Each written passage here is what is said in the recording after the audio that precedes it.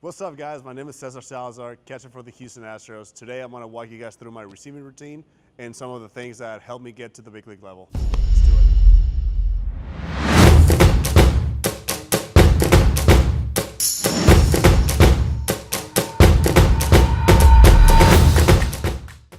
César, I know one-knee stances are still relatively new, as well as setting angles. Can you take us through how you go about one-knee stances and setting angles for receiving? For sure. I don't think one knee down is relatively new now, but setting angles is definitely something new. What I try to do every time is be wherever I'm setting up, be parallel with the back of the plate. So if I want to receive a pitch to my right side, I want to be parallel to this side so I can create that angle, block the umpire's vision, and also it'll allow me to get around the pitch much better. Same with this side. I want to create that angle, my shoulders pointed kind of like to the second baseman, and now I'm ready to receive. I'm ready to receive anything that's coming this way. It's going to be much easier for me to present it to the umpire. Okay, now when it comes to your stances, are you trying to feel weightless on one side, more weight to one side? What are you trying to feel when it comes to setting up? No, I just try to set up somewhere that I feel athletic enough to cover the side that I wanna receive the pitch. So it can maybe be left knee down. I can do a kickstand. I can go here. I just mix it up. And with runners on base, obviously I want to be with 2 feet up, just ready for a block or ready for a cut stealing or something. When it comes to runners on base and in particular not tipping pitches, show us how you would set up late and get to your angle. So it's a very big part of the game, tipping pitches. You want to not tip as much as you can, right? There's a lot of people that are very good at getting tips and getting locations from catchers. So what I normally do is I would give out the pitch. I just set here, and if I know I won't have to block, I just do a little hop and set. But yeah, I just do when the pitcher lifts his leg, I'll do the hop and wait, okay. Or I'll do the hop and just wait here. Okay, and so when you jump wide and your knee starts to fall, is that just something that's going to happen for you, or do you think about that? No, that's one of the things that I don't really have an explanation. It always came easy to me, but somehow it has always been working. It's always allowed me to get more strikes. So I would come here and my left knee would already start to lower, and then that just allows me to get through the ball better and beat it to the spot. Now we've gone over stances, how to get to your setup. Take us through your glove load. If you do a chest compression at all, a chest load, take us through how you go about that. Okay, so let's say I want a fastball outside to a righty hitter. Like we talked about, I want to be parallel with the back of the plate. Yep. So now I'm expecting a pitch that's right here. So I want to give myself the best chance to get those couple inches off the plate. So I would give my target, and instead of loading just straight up, I want to cover this part, like I said. So I would load more this way. So now it's a much easier path for me to, if it's a fastball, if it's a slider or a curveball, catch it and just stick it just enough or present it just enough for the umpire gives me that strike, right? Okay. So I catch the outside of the baseball and stop it. But this path is going to be much easier than this. Yes.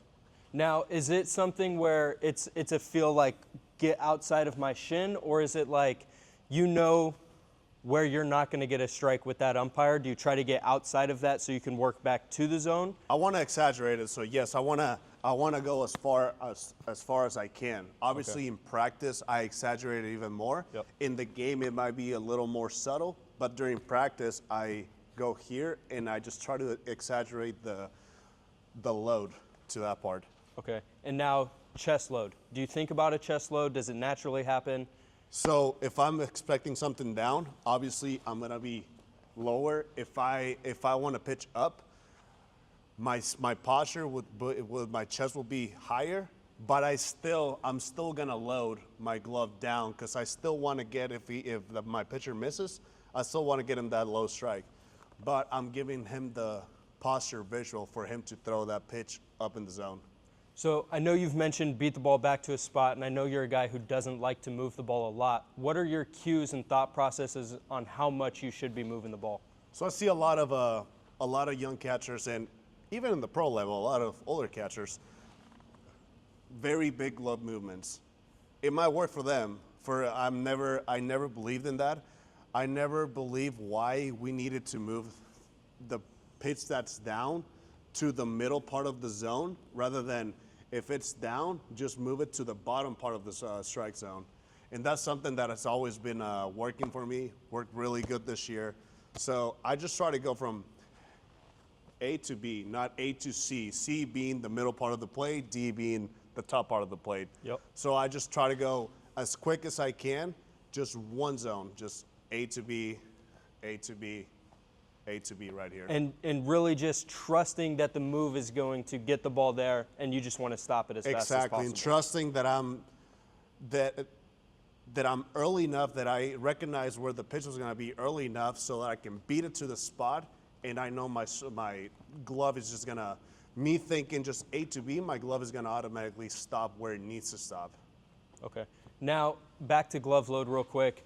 Some guys are swoop all the way down, their whole pocket's on the ground. Some guys set their pocket on the ground. Some guys leave their pocket open. Some guys have a little curl. What do you do when it comes to glove load?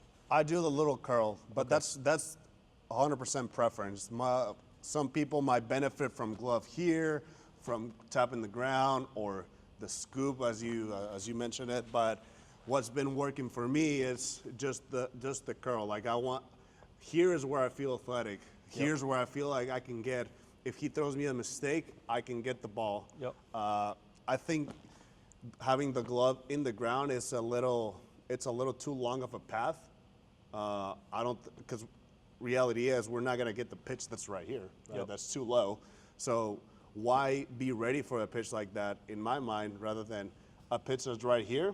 That's bottom borderline. So I'm gonna load to that and try to get that one. Now, when it comes to the move itself, on an inside pitch, are you punching? Are you dragging? On the outside pitch, are you trying to work through the elbow? What's your thought process on those two? Catch the outside of the baseball. I think you can phrase it however you want, but in my mind, if I'm catching the outside part of the baseball, if it's to this side, it's gonna look like I'm punching it. Same, if it's to this side, it's gonna look like I'm punching it. But in my mind, I'm just recognize that pitch, and I'm just trying to catch the outside part of the baseball. If it's down, I'm trying to catch the outside part of the baseball, and if it's up, catching the outside part of the baseball. I think that's a very simple cue for me, and I share it with other catchers, and they seem to really benefit from it. Now that we've gone over all that, Cesar is going to take us through his typical machine work. So first, I like to start just low pitch, middle. So I'm gonna sit up and just load for the middle, just down.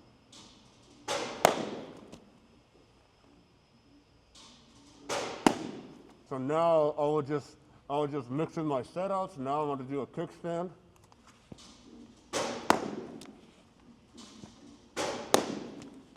Other knee. One more. And finish up with 2 feet up always.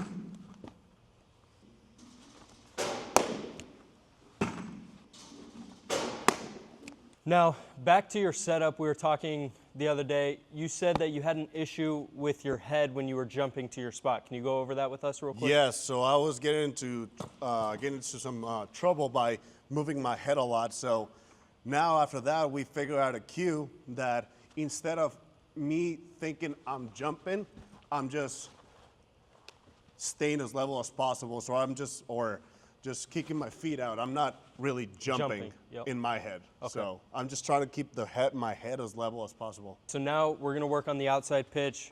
We're going to watch you set your angles, work on that glove load outside, and catch the outside part of the baseball. Yes, sir. Again, parallel to the plate, to the back of the plate.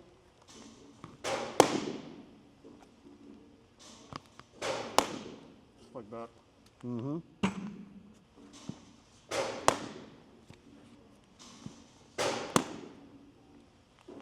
Now we're going inside pitch, really focusing on catching the outside of the ball, little movement back to the plate. Same, I'm parallel with the back of the plate, and now my glove load is going to be kind of outside to my left knee.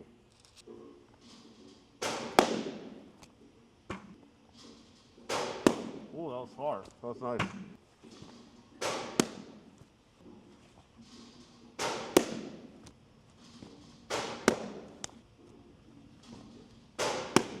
When it comes to the kickstands, is there a certain pitch you like to do it on? Is there a certain feel? What really dictates when you kickstand and when you don't? I just recently started doing the right knee down, left knee out kickstand. I normally do it with righty sinkers. It just freezes this part of my body better. Feels like you have more room. Yeah, more room, and I feel like I have more room to get this pitch, right? And also, talking to my pitchers, again, we didn't talk about this, but the communication between catchers and pitchers is the best thing you can do. They like the visual. They like feeling that they have something to throw to that's even a little farther from the plate. Okay. So they can throw it. It's easier for them to throw that sinker that's 2 inches off the plate, and if I catch it right, they're gonna give it to us. Now moving into the top part of the zone, like we talked earlier, my posture is gonna be up, but I'm gonna flash up, but I'm always gonna be ready for the mistake down. I want to pitch up. I'm flashing up. But also, And just once you see it up, you're just super aggressive. So once I see it up, because that's the hardest pitch that you're gonna get. Yep. Might as well just be aggressive and just catch Sell out on it. sell out on it, catch the outside part of the baseball.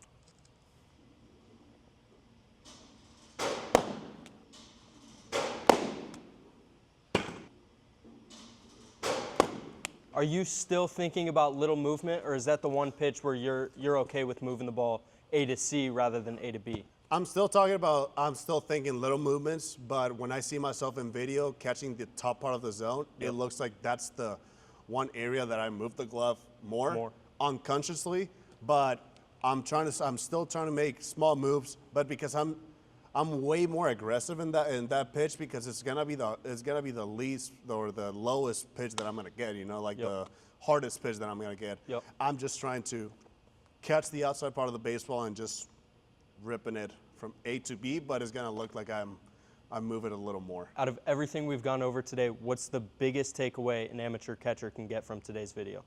I think the most helpful would be beat the ball to the spot, because if you beat the ball to the spot, you're gonna more times than not, you're gonna catch it right.